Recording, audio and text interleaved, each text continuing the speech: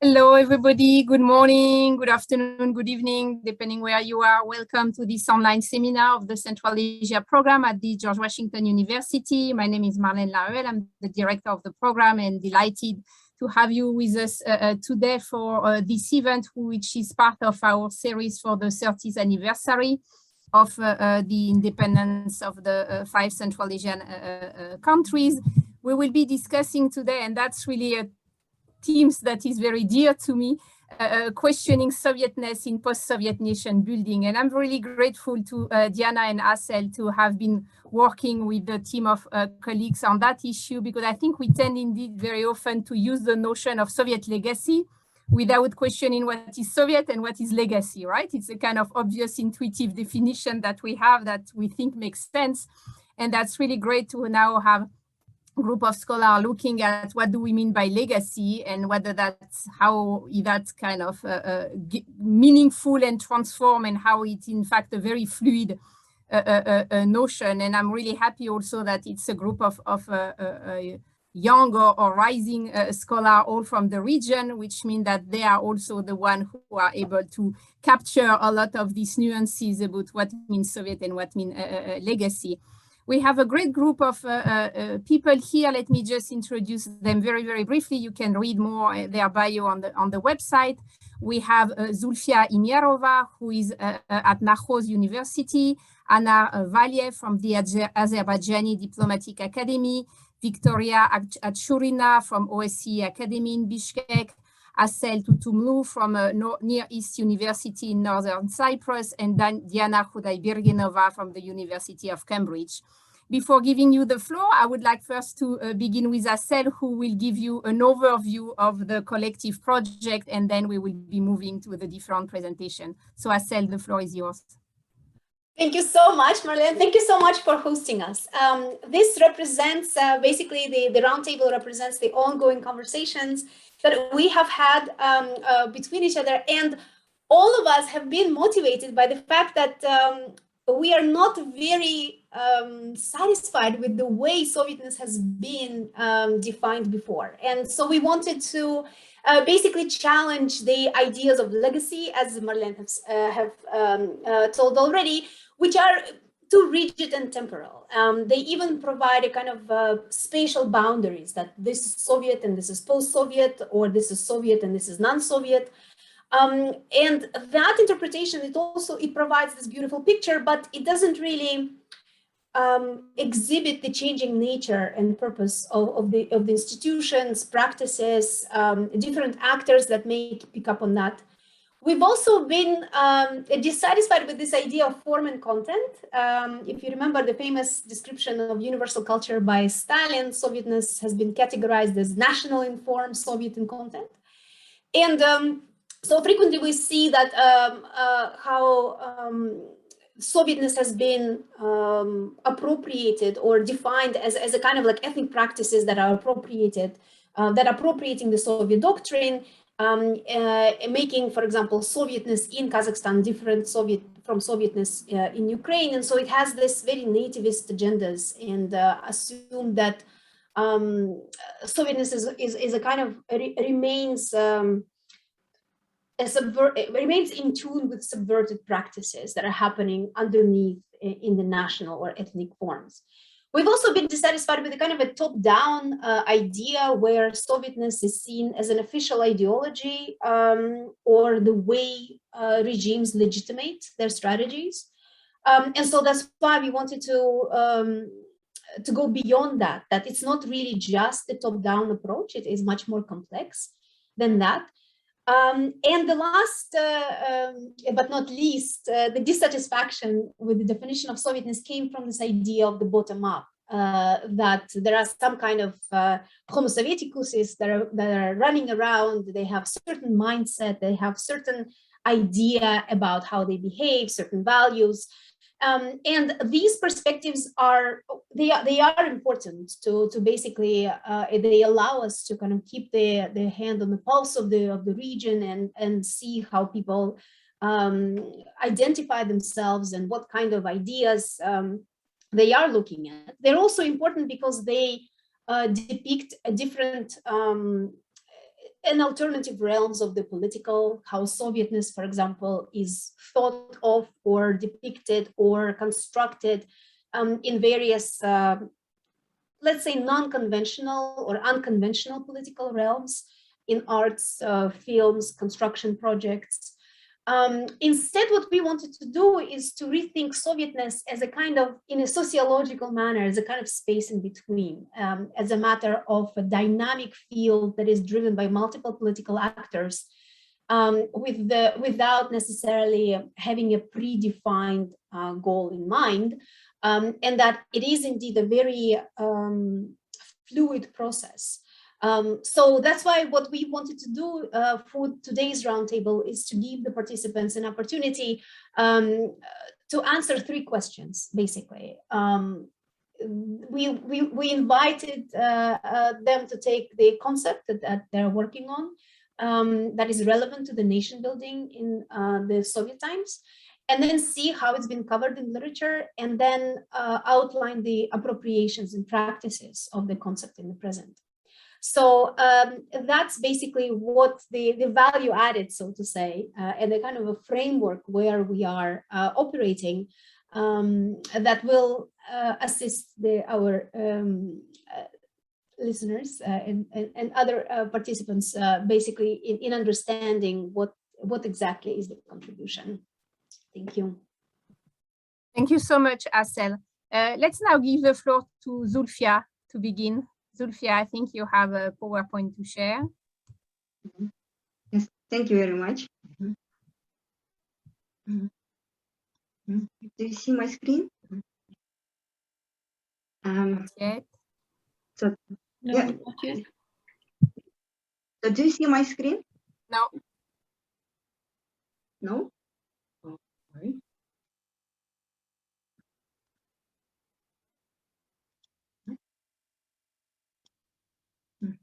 Yes, it's arriving. We will be seeing it in a few seconds. Yes, we have it now.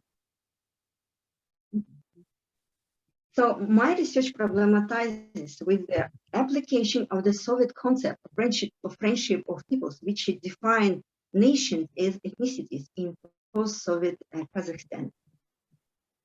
Kazakhstan has known as a laboratory of friendship of people, where all ethnic groups, culture, and languages are flourishing under the leadership of elder brothers, Kazakh people, who were presented as a nation endowed with historical responsibilities to advance the country to a superior level of consciousness. And the Kazakh language was chosen as to consolidate ethnicities in a single monolith. This notion, the notion of friendship of people, was one of the main ideological terms in the Soviet Union, with a declared principle of equality and the comprehensive fraternity of all peoples and nations under the dominance of Russian culture. However, in modern Kazakhstan, this concept has been interpreted differently from 3 different angles: the government, titular Kazakh majority, and the ethnic minorities. The authorities seek the public peace to maintain public peace by shaping a proclaimed picture of inter-ethnic harmony, while national patriots claim for the exclusive rights for the state, its resources, and privileges. Whereas ethnic minorities have found themselves caught between 2 fires, since they have to negotiate with the local authorities along with the national patriots to get access to available economic resources. Failure of individuals to negotiate may result of the punishment of entire ethnic communities all over the country as ungrateful guests. Kordai pogroms of February 2020 and the subsequent failure of fair trial of their participants have shown that fraternity, equality, and justice are rather conditional notion and based on selective approach. Well-known public figures, members of parliament, celebrities, popular bloggers actually launched the propaganda justifying the pogroms. They call the attackers national heroes who defended Kazakh people on their after the year of humiliation on their own land.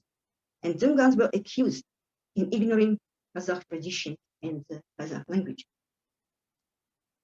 The paradox of this situation is that authorities took the side of the majority, which was openly demonstrated by during the visits of President of Tokayev to Kordai region on the 1st of March. So during his visit, President recommended Dungans to draw lessons from this event, learn Kazakh language, and resettle. And Dungan Aksakal apologized for the tragedy and thanked Kazakh people for hospitality on the Kazakh land. So today's reality is that the Kazakhstani society is divided into two parts: Kazakh majority, masters, and the rest, guests. And the hosts are less and less willing to accommodate cultural, linguistic, and ethnic differences. And others, ethnic groups, guests, should respect and recognize the natural rights of majority to privileges and power. So therefore, we can see that the concept of friendship of people has transformed, but the authorities have used the same instruments doing so. So nation building is built around titular majority, while others are in inferior position. And previous research illustrates their distinct division in understanding of the concept of Kazakh nationalism and ethnic diversity in public discourse. This results from the failure of cohesive state policy in the sphere of inter-ethnic relations, which has been actually replaced by the mass cultural work and propaganda, with the aim to support the imagined model of a big family under one roof. The present study continues the debate, and using rich ethnographic data shows that continuity of the Soviet definition of minorities as ethnicity undermine the condition of non-Kazakh group in post-Soviet Kazakhstan. Thank you very much. That's brief. Thank you so much, Zulfiya. Let me stop the screen sharing. Now I would like to give the floor to Anar. Yes, I'm here. Can you hear me, guys? Yes. Great. So, Assel, are you going to introduce me, or just I'm going to just jump in and start to talk? You would have to jump in. No, it's okay. All right, thanks. Okay, so I will just give a couple of the theses about what was kind of the understanding of the Sovietness in Azerbaijan from perspective of the political discourse, political practices, and especially how the Sovietness were either accepted or rejected in the modern history of Azerbaijan. So when we discuss a kind of Azerbaijani case, we have to understand that the processes of understanding Sovietness in Azerbaijan didn't pass the same way as it was in Baltic states or Ukraine or somewhere else, because there was no clear rejection of the Sovietness as it was in Baltic states. So what's happened in Azerbaijan, especially after the collapse of the Soviet Union in 1991, that it was a political turmoil. And in 1992, when the Popular Front of Azerbaijan came to the power, headed by the people would call him nationalistic president, Abulfazil Chibay, the during the first year of his, he was in the power only 1 year, so there was a clear rejection of everything that the Soviets were doing in Azerbaijan, and was clear kind of the non-acceptance of the certain type of the Soviet practices. So they tried for 1 year dismantle everything that is possible, changing the names of the certain type of the, whether it's streets, whether it's monuments, kind of taking down certain type of the monuments and changing the streets, changing the practices and so on. One of the kind of the Soviet practices in Azerbaijan was state admission to the high education levels, to the high institutions, and that was the first step that Elchibay's government did, is just completely to dismantle and bring the Turkish model of education to Azerbaijan. That was the first. But the 1 year of in the power didn't win the too much hearts of the people, especially with his action, because majority of the people looked at the Sovietness as a type of the stability in the country. So the Sovietness was considered as a stable life of the people in during the Soviet period of time. So that's why when the Anar Valiev, the former general secretary of Communist Party of Azerbaijan, came to power, he was greeted not only by people but also by bureaucratic apparatus, who was really keen to bring him back to the power, because they believed that he would restore all the type of the Soviet practices, Soviet traditions, and Soviet approaches to the public governance. And that's what's really happened. During the Aliev's kind of the senior regime, or kind of the power, he didn't reject too much of the Soviet practices. He actually, in many cases, reinstated Soviet practices in order to win the hearts of the people, or showing off that these practices are the part of the stability. So, for example, he kind of revived his party. It's called Yeni Azerbaijan Party, the New Azerbaijan Party, that began to substitute the former Communist Party, because all the bureaucrats began to be part of this party. The party's chains, or the party's local departments, were opened in each region of Azerbaijan.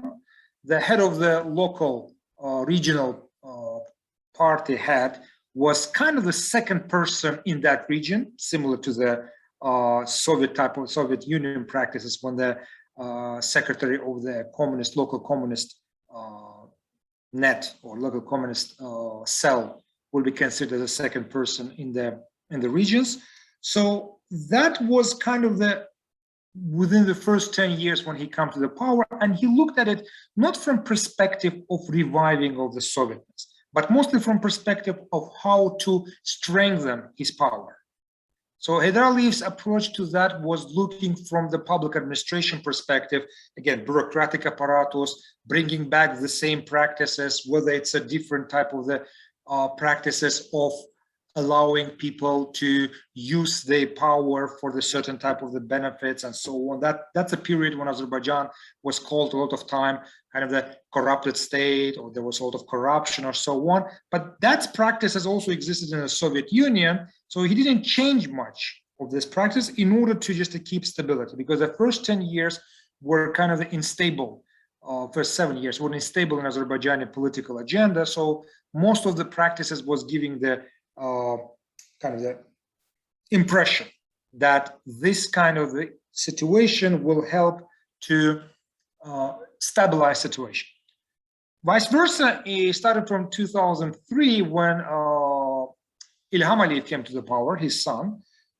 He began to practice different issues, such as he didn't revive the Sovietness from that perspective. He actually, in fact, began to build the I wouldn't call it the cult personality, but to build more kind of the refined or kind of respected attitude toward his father's legacy. So you can see that there's a lot of monuments appeared to Anar Valiev all across the country.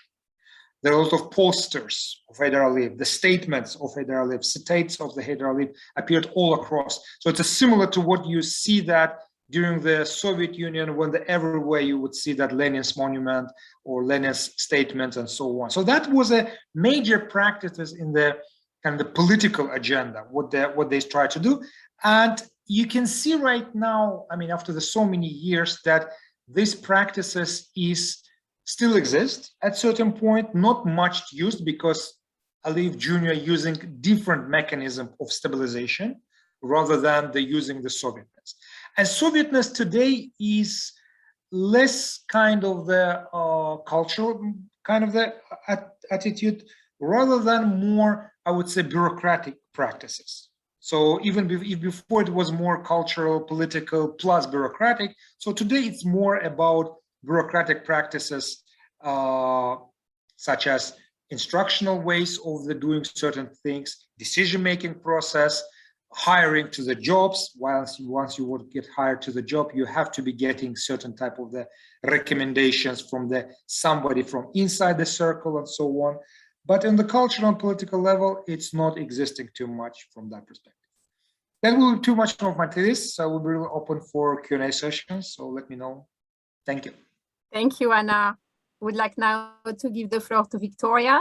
Then we will have Diana, and then we will have Assel. Will you say also something after on your own case? I will say, but I'll go before Diana. Okay, very good. So Victoria is next. So hi, everyone. Thank you, Marlene, for having us today. I'll go straight to my point. So my kind of solidness is that of non-binary, neither nor and in between social spaces and processes. What does that mean?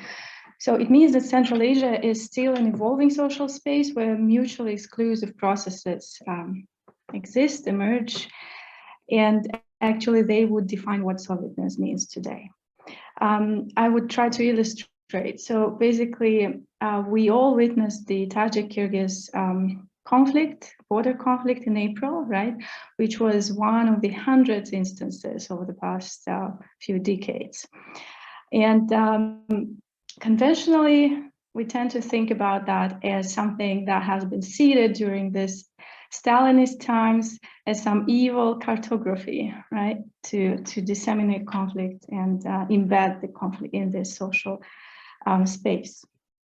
However, what we do see there in the Fergana Valley, if we do take this space as a borderland rather than something that is static territorially, what we do see is that the space is subjected to two different mutually exclusive raison d'etre, two mutually exclusive logics.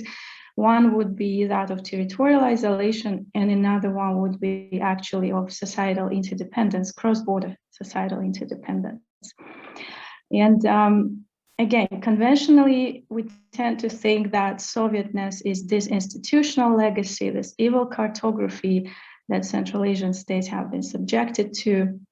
However, it's not as much about how the Soviet practices continued, but rather as how the Soviet practices have been dismantled or how they haven't been dismantled after the Soviet collapse. What we do see there is that on the one hand, the border conflict is narrated on both sides as the invasion or the aggression of the other side, so basically through the process of othering, through the creation of this image of the other and the threat, and through the narratives of fear. While we know that the root causes are not even at the border, right? Because even if we accept that logic that the causes are at the border, then the maxim that the good fences make good neighbors and border fortification should lead to more peace should work, because Central Asian borders, Central Asian states have been subjected to border fortification over the past 3 decades. So how come we have this paradox when the more we fortify the borders, the more conflict we get? And yes, Central Asia, basically Fergana Valley borderlands, suggest to us that it's because the root causes are in the fluidity of processes in societal relations around water management, and this clash between the two different logics, isolation and interdependence. So yes, hence in this case, Sovietness seems to be, again, not something institutional, but rather, and not something institutional, not something that we call Soviet mentality or Homo Sovieticus that has a limited way of thinking or probably cannot think, as the seminal article told us once, but rather in paradoxically in what societal consequences the neoliberal nation building has brought up. And one of that is actually Central Asian transformation, Polanyi style, when we have a double effect, when we have the opposite consequences, or sometimes diametrically opposite consequences that are rooted in the same cause. So yes, in my case, Sovietness is what we make of it. And Sovietness today, especially in Central Asia, is more about that clash between what happened after the Sovietness was being dismantled and the processes that have started before, but then they somehow reincarnated in something new and in something that we do not have a category for yet, which is why, I mean, this project that Anna and I said have started, I think that it's very timely and could help us understand that reincarnation. Yeah, thanks. Thank you so much, Victoria. And now giving the floor to Assel. Thank you so much. I'm going to take you to the 1990s as well. And in that sense, my project fits very well with Anar's project on political parties and different reincarnations, let's say, of that. So I was very curious about the fact that democracy in the 1990s becomes a kind of a futuristic telos, right? It presents a certain vision of an ideal, well-functioning political form, if we take the classics of Aristotle. And so this ideal, well-functioning political form is depicted as this desired future that the political regimes, declaratively or not, aspired to achieve. And what is interesting to me is that when this particular substitution happens, we immediately move from the non-democratic state to an authoritarian one. And I want to illustrate this argument by basically showing that in democracies, politics is usually conceived in a very procedural manner. It's conceived as a contestation of different ideas within the bounds of the rule of law that represents a fair, inclusive procedure adopted by most members of national community to facilitate this process of living together. And so if a democratic polity sets a certain telos into the future, it's always a dynamic process, and it's always a negotiated one.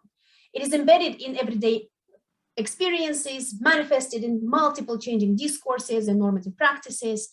And as a result of that, it actually enables individuals not necessarily to close their voices, or it doesn't necessarily, it offers them, because the process is open and the space is very dynamic and open for participation, it offers them an opportunity to basically act and become actors in this political change. In autocracies, on the contrary, we can see politics becomes teleological rather than procedural, where this futuristic goal is so important that the regime that introduces it basically stands above the law in order to engage in this social engineering, regardless of what the common procedure is or what the rule of law prescribes. So politics loses these contentious elements and turns into a kind of sanctified national project for the chosen, deserving people within the national community. And if we take a look at the Soviet times, right, communist ideology was very teleological par excellence, and it's not the only modernistic project with teleological concept in it. But it depicted a perfect order which could be reached in the future through the collective efforts by enlightened working class who constituted the backbone of the Soviet nation. And by doing so, we can see that the politics actually changes. It redefines politics as a set of actions towards realization of a certain goal, with regimes getting kind of a carte blanche for in-depth social engineering. And telos becomes so vital and natural, progressive, important that it enables the regime to act above the law. And instead of individuals being active citizens, they are usually depicted as the people, the Volk, for whom the telos serves as a kind of a political theology almost. And as a result of that, the contestation, the politics as a contestation shuts down, and instead people are supposed to be united with the ruler, or with the political party at that time, or with the leader of the Communist Party. And so in that sense, procedural concept of the political is completely shifting into the teleological. And what is important to me is that we have these binaries that have been presented. And after the independence, the regimes, instead of building the procedural concept of the political, they turn democracy into a telos in very similar manner. And then that enabled the regime to free themselves from the rule of law and enabled justification of this in-depth social engineering project. It is usually identified in the literature as a kind of manipulation, right? So we usually have this recent book by Krastik and Holmes as the age of imitation, right? That it was simply the imitation, that the elites were rational, instrumental, pragmatic, to be able to introduce this myth. It's also understood as a political myth itself, as a mythology, where it's been analyzed as a kind of a interpretation, a certain interpretation of history that enables people to have the point of reference from which they see a very clear trajectory from where they were and where they are going to go to. And that gives the regime the power to be truthful, righteous in a kind of very Foucauldian style. And then in the nationalism studies, you have this, this type of teleology has been analyzed from the perspective of the Golden Age. And I'm thinking here of Anthony Smith, who depicted it as a kind of aesthetic phenomenon and offered, where the regimes would offer their nations a dream of the glorious destiny, right? To rebuild or introduce a kind of a national history. But what I would like to actually show, and it also echoes with the ongoing work by Marlene and Diana, who are basically pointing out that actually it's not really this way. There are several discourses that exist simultaneously, and they operate in different audiences. They take up various, they are being taken up at different periods of time by different actors. But what I wanted to show is that this authoritarianism began when the procedural politics were altered in the name of that democratic future, in very same way that the communism offered, or this mechanism of the futuristic and teleological concept of politics enabled the regime of the enabled the Communist Party to engage in social engineering, regardless, far and beyond the processes and procedures of law that were established at that time.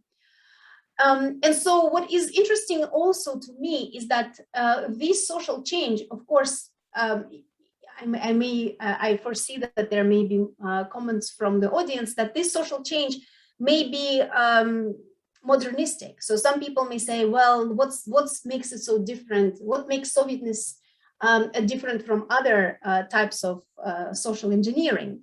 And what is interesting here is that if we take a look at social change that happens through the social control by state institutions, that particular transformation is not even Marxist, it's very much Leninist. And what I wanted to also show is that if we depict the social change, when democracy becomes an outcome of the specific choices of the elites who are engaged in building this type of future, that change is very much Leninist in nature rather than the Marxist. Marxist paradigm of social change was much more, even though it was revolutionary, it was much more, it was much more inclusive, let's say, in practice. And it included a kind of multiple actors who would come to a certain realization of what is the just social order. And it's also different from let's say, modernization theories, which assume an evolutionary change towards these telos. But because the telos became a project of social control by state institutions, I think it's a very interesting way to see how the Sovietness was reincarnated, even in the regime that usually denied the validity of the Soviet ideology, let's say. So yeah, thank you.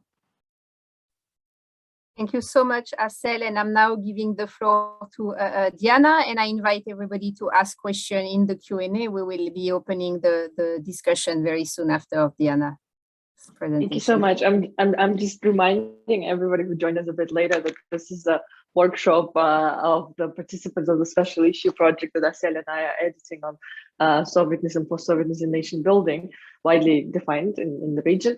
But also we have a lot more participants on the special issue. But today we're kind of like giving you a caveat, a little bit of what's going on and when basically the way we're approaching special issues from these different types of dynamics, ways of looking and methodologies, and actually critiquing the fact that after 30 years of independence, we all have, well, the field has been looking at it largely in a very rigid form. So we're trying to kind of encapsulate through our different concepts, as you could see, and how these concepts have moved on in our empirical studies and how we can further conceptualize and maybe rethink of how it can be done in order to help the field to kind of like pass this idea of impasse and rigidity.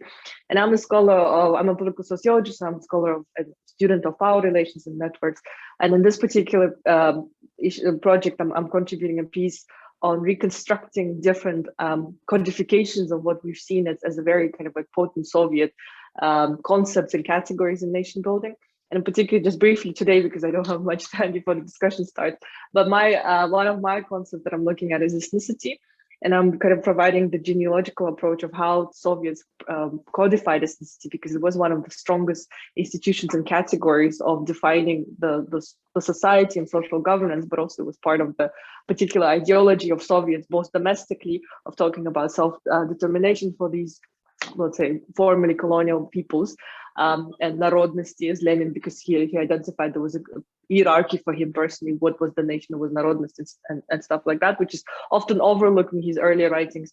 And then looking into also outwardly the bigger Soviet decolonization project and looking into the so-called third world from the perspective of the Soviets and their kind of like younger brothers looking into Central Asians, and really looking in this very encapsulated understanding of Soviet codified ethnicity. And I'm particularly discussing here with Roger Brubaker, who has like, very much, I think, canonized this identification that for many scholars became very, very rigid in that sense because it became a canon.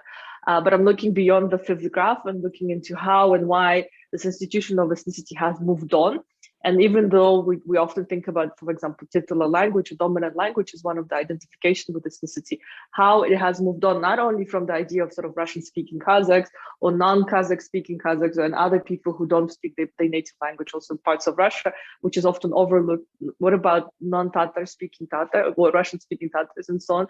What about non-Kalmyk speaking Kalmyks and stuff? And I'm looking into how this understanding of ethnicity has been hybridized. But unfortunately, some of the very dominant theories and scholars have missed that point.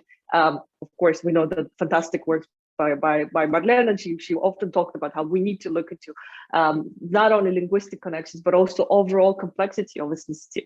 And then I'm also going to connect it to the fact that certain ethnic groups are allowed to go into this hybrid and fluid understanding of what's going on the ground. Obviously, the regime or nationalizing regime, as they call it, or the state is on the side of what they propose and the policies and institutions they propose to keep it intact. But nevertheless, even that has moved on. So it's going to be a very extensive analysis of actually seeing that not everything has been as we thought of it, but it's sort of frozen in time and frozen in that particular legacy that is so hard to capture and analyze.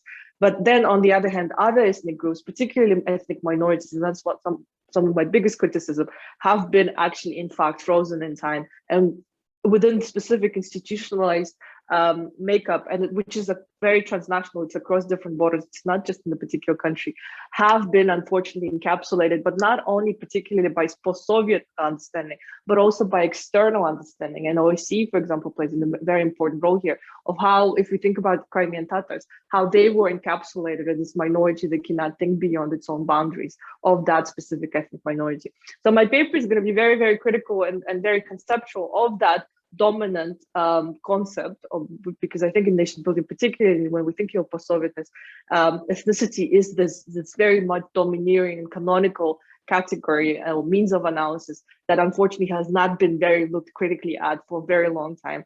That and that's what I'm really bringing into that. And my paper is very much in conversations with Zulfiya's Družba narodov, for example, people's friendship, because this is precisely the criticism I'm also offering, how and why certain ethnic groups are able to avoid that sort of further institutionalization and become hybrid, whereas others are not, and they become then not victims, but the types of prisoners of specific concepts that then are taken even externally. And that's the point I'm really, really pushing, is that it's not only the post-Soviet states or the respective regimes that do that, it's actually going outwardly to the way the discourse is formed beyond post-Sovietness in other institutions, most of which are also very transnational and international in context. I'll stop here to open the floor for more discussion, and thank you so much for joining us today. Thank you, Marlene and Jeanette, for organizing. Well, thank you, Diana, and thank you all of us for sharing with us this ongoing project. It's really a fascinating one, and I invite people who have been shy so far to ask questions in the Q&A, or questions are arriving as soon as I'm saying that. That's great. So one first question, I'm just reading them at the same time as you. How would you overvalue the status of Russian within this former Soviet Republic nowadays? Do the elites of these now independent country continue to foster and learning the use of Russian as the main lingua franca? And so, yeah, what about English as a kind of new modernization strategy? So let's discuss the role of Russian as a language and the debates about that. And then I also have some question myself, and I'm sure new ones will come. Who would like to take the Russian language question? Diana? Okay, I was hoping somebody else would speak. Yes, and again, I've been struggling with this issue, not struggling, but stumbling upon it fairly often in terms of how we view the analysis. And do you view the 15 post-Soviet republics, or minus Russia, 14 post-Soviet republics, as a very homogeneous space? And actually, my own research showed that it's not true. And we need to look into every specific, not even region, but every specific country and case from its own position. And that's also another critique of post-Sovietness, that we often provide this homogeneity in methodology that is no longer there. And I think that's very important to mention. That question is very general in that perspective. And then again, Russian is, for example, almost second official language in places like Kazakhstan and Kyrgyzstan, but then it's completely banned in places like Latvia. And you cannot, I mean, if you're using Russian language in certain political institutions, you will be fined. And that has not been something new. This has been happening since the 1990s. And that's what I mean by saying that this place is a lot more complex. So the answer to this question is that, yes, if we're looking into a specific sort of proficiency of Russian, then you will find these pockets in different places. But also within Kazakhstan, if you look into the statistic, the number of Kazakh speaking schools and Kazakh language instruction schools are growing predominantly. So maybe in the next 10, 15 years, we're going to be having another debate linguistically, even though Kazakhstan remains one of the most Russian speaking out of all post-Soviet spaces. You go to other places like, for example, Tajikistan and so on, you see that Russian is becoming pocketed in the specific urban spaces, but then it doesn't mean that you can't find this infrastructure elsewhere. So in that sense, it's a huge question that relates both to institutionalization, relates to resources, the existing infrastructure, but also out migration. How many of these teachers have been moving out, and how does that influence? I'm particularly thinking of Tajikistan and in the north, and how it influenced even in urban centers to the level and sort of legacy of Russian language instruction. So it's a very complex question to which I have my only answer would be that it's very diverse. The issue and contention itself of Russian-speaking peoples and minorities is a huge issue to address in the future, because they're not a homogeneous group, and they also need to be seen in their own kind of light. And I've been arguing for that for a very long time. So yeah, I should stop there. Thank you so much, Diana. I have myself a question, and I invite other people to ask questions in the chat about Soviet-ness as an object for cultural production, as the themes for cultural production. So how it is represented, how it is an inspiration for cultural production, and it can be fashion, design, you know, I don't know, furniture, Soviet style, or recreation of Soviet style, culture, music, food. And of course, it's something that is really, really very visible in Russia, but it's also there in Central Asia. And I wanted you to kind of address this issue of getting inspired, of kind of recreating a kind of visual imaginary of what was Sovietness, and also the importance given to object of everyday life, you know, like I don't know, the watch, the things you have in the kitchen, you know, the lamp. I mean, all these kind of small objects of everyday life that are now kind of rethought, redesigned with a kind of Soviet brand. And so how would you, I mean, that's something you would be looking at in the project, or is that something that you see fit the discussion we're having now? I don't know who would like to take that aspect. I can take it. So I think what is important here is that, yes, the everyday practices are interesting, especially from the perspective of politics of memory, how exactly they are depicted, what kind of roles they play. What is important to us, and I think this is the contribution, is that we don't necessarily want to concentrate on the bottom up, so to say, analysis of how Sovietness is perceived by different people in different circumstances, because again, it's very diverse, it's very fluid, the field itself, and the actors may feel that, you know, today I may be celebrating, today's the, what is it, some anniversary of Komsomol. Some people may prefer to do that, right? But for some people, it may be, you know, they may celebrate it today, but then tomorrow they may still celebrate Halloween.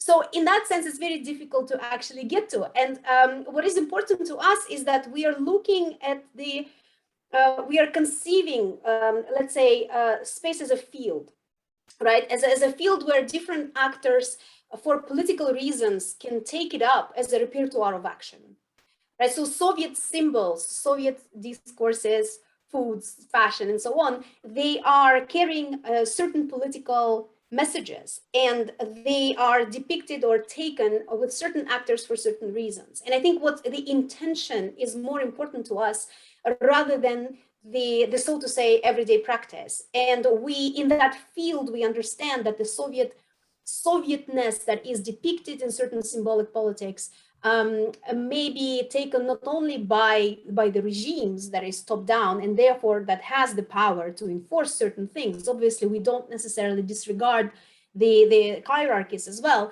but that there are other actors who are involved into the conversation. And that's what's interesting, is that at the end, we're looking at the outcomes that may be hybridized, that may be very different in the original form that the actors, conventional political actors, meant them to be. Thank you, Assel. Victoria, would you like to add on that? Yeah, I just want to add one little point. I mean, usually we tend to think about Soviet memories and the object as something in terms of nostalgia, right? If we think about the older generation. But at the same time, I wanted to kind of highlight the paradox or a dichotomy there, that on the one hand, the memories, the Soviet memory has been a bit condemned as a part of the decolonization discourse, right? That has been part of the nation building discourse. And then it, interestingly enough, connects to the economic relations or security, political relations with Russia. So the way cultural production of the memory of the Soviet, for example, I'm thinking about oral poetry in Kyrgyzstan, like the new interpretations of manas, etc. You can see in that oral poetry the references to the Soviet memory is more colonial, right? And you can see that it sends us back to 1916, to the repressions by the Russian Empire, etc. So then it makes that kind of cultural production, so Soviet nostalgia, a little bit more complicated, because it's, on the one hand, it's about the past and as far away as before the Soviet time, but then it brings us to a very contemporary issue such as the economic dependency on Russia. And then it is becoming part of the geopolitical discourse rather than culture. And that's the danger of it. So just another hybrid that Assel was mentioning. So yeah. Thank you. So we have several other questions that are looking more maybe at the political level. One asking Assel, do you assume that in the early 90s, post-Soviet state came out having a good understanding of what it means building a liberal democracy and then changed to theological concepts? And the second one for Anar, that are also on the kind of the more political aspect, what are the perspectives to change the legacy of the Soviet government system? So we are kind of back to a more kind of top-down approach in these two cases. Okay, if you allow me, I would just go for this kind of the issue. So it's really interesting that in the first years of Azerbaijani independence, certain type of the Soviet practices in the political stabilization was relying on the certain type of the clans. So it's a kind of the clan politics. So whenever Anar Valiev came to the power, he relied on the people from his own region or the people who worked with him and so on. So what we see right now for after the 30 years, I mean, it's already started from 2005 and 2007 or 8, the reliance on the region or regional politics is not any more important. So more important right now, it's a loyalty rather than a regional belonging, or you're belonging to certain type of the places, clan or region from that perspective. As for the changing, I'm not sure about exactly whether it will, this kind of the Soviet practices will change in political sphere, but it's already changing in the bureaucratic apparatus. So at certain point, what we see right now is that reliance more on the so-called technocrats in the government of Azerbaijan rather than a purely political appointees. But political sphere is still dominated by the Sovietness or post-Soviet practices of appointment, reliance more on loyalty rather than a managerial. I'm talking about political appointees. But on the down level, on the mid-level managers or the down level, street level bureaucrats, it's more about on technocrats or technocratic approach toward the appointments. Thanks. Thank you, Assel. And I would like to answer a question addressed to me about whether or not the Soviet regimes, the post-Soviet, let's say, regimes knew exactly what democracy would be, if I'm not mistaken, right? What the liberal democracy would be, and then changed to teleology.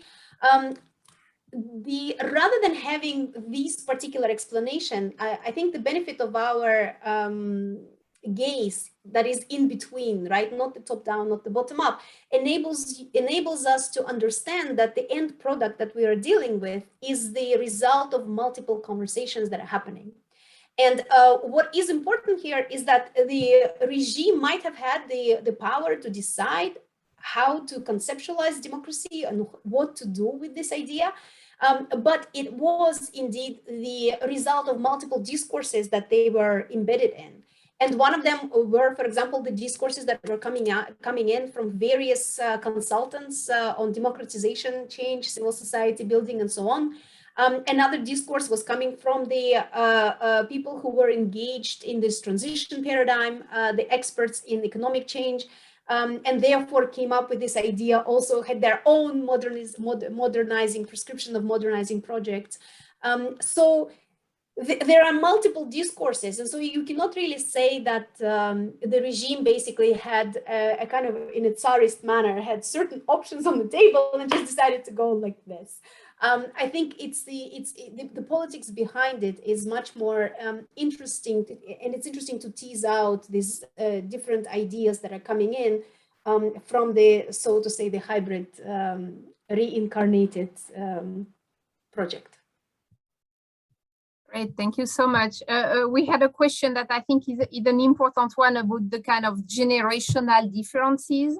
So how younger generation, which haven't been part of the Soviet Union, I mean, what does that mean to think about Soviet-ness when you have no direct memory of that? And what about this notion, as you may know, post-memory, right? The memory of what your parents have, but know of yourself. So if you could address this kind of generational aspect, that would be great. And then there are several other questions coming now, but we maybe not have time for all of them.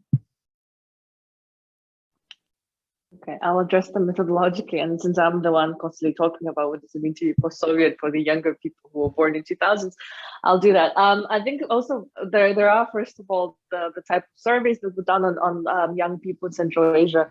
The Ebert Foundation one is probably like a very good one to go to. I think it was 2018 when they've done it. And I'm a sociologist, so I'm always looking at it methodologically. I think it's not just the point of survey. We also need to go and sort of interview people and do certain focus groups, and that's what I've been doing in quite diverse places in Central Asia. And then one thing that really strikes me is that there is a generational approach, and every time when it's beyond 2000s, it's a different type of generation that I guess we need to come up with a new title for it. I know Marlene has edited this fantastic book, The Nazarbayev Generation for Kazakhstan, and it kind of, you know, Marlene, it's stuck and it's very much used on Instagram right now. But I remember having one of the focus groups in Tajikistan with young people particularly, and they said, well, our ancestors used to live in Soviet Union. And I think for me that clearly very much defined the type of post-memory that is post-memory now. If they say ancestors, they don't even say any more grandparents, they say actually people who, you know, before your grandparents. And in other instances, and I think in that sense, it's fairly similar experience across different places in Kazakhstan, also I've done fieldwork all over Central Asia, and that's the same approach. And you can have people in the focus groups from different generations, and then people who actually lived through Soviet Union, went to Komsomol, or even were kids when Soviet Union was collapsing, the way they remember and the way they talk about Soviet Union, and the type of, you know, kind of like blank space on the people who were born right after 1991, 1995, but then even blanker space for those who were born in 2000. So I think having this mixed generation, mixed age groups in a focus group and asking this question, what was good about Soviet Union and so forth, actually tells you, and kind of, it's not even temporal separation. It's also something to do with the value system, that even if it's a post-memory and those people are thinking about welfare state, obviously, and good things that were there, the younger generation, because they never experienced that, they grew up in a neoliberal system, in a very nationalistic system, their value system is very, very much different to what they perceive and how they perceive it. And even the post-memory of their parents is no longer serving to that. So I think, I mean, in a different type of project, but it would be fantastic just to do the empirical narration of different people, almost like an ethnographic one, or like a very visual to demonstrate these things and put them to bed in a way that this is happening. But I think I see Assel raised her hand, and we often discuss about, like, you know, me not knowing certain things from Soviet Union because, yeah, I simply did not live through them. So I think that even within our team, it shows, you know, the discrepancy of that. But no, I just wanted to basically say that what's interesting as well to see in the Russian elections and the strength of the Communist Party. And the growing, so to say, leftist sentiment among the younger generation also pinpoints to the fact that many of them are actually fascinated by the stories that they have learned or they have seen from their grandparents and parents. And so that's also very interesting to see how the politics of memory, right, it results in certain political actions and gives gives power to a political party that before, remember, used to be decrepit and dilapidated almost in the 1990s, but managed to actually revive itself because of this changing dynamics in a present neoliberal or whatever you call it order. If we are running out of time, but I really would like to address the last question we just got, because I think it's a central one for your research. Which is about, what makes something Soviet in your various views. From your various presentation, it feels almost like any holdover or similarity between Soviet practices and the present can be broadly described as Sovietness.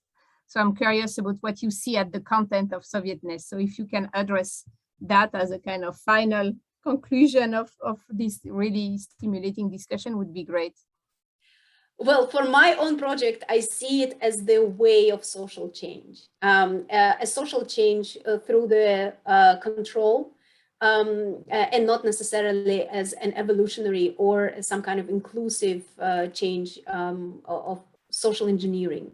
It's a specific modernizing project for me, where the change happens through the social control by the state, regime, political party, as some kind of consolidated political actor. That has no alternative, that basically captures the politics into one. That's a great definition. Do we have other who would like to add something before we conclude? Maybe I would just say that it's a very good question, by the way. I think in my research, what I'm trying to do is actually to see what we should not call Sovietness, right? The conflict as such that appears doesn't mean that it's because of the Soviet time and how it was created there.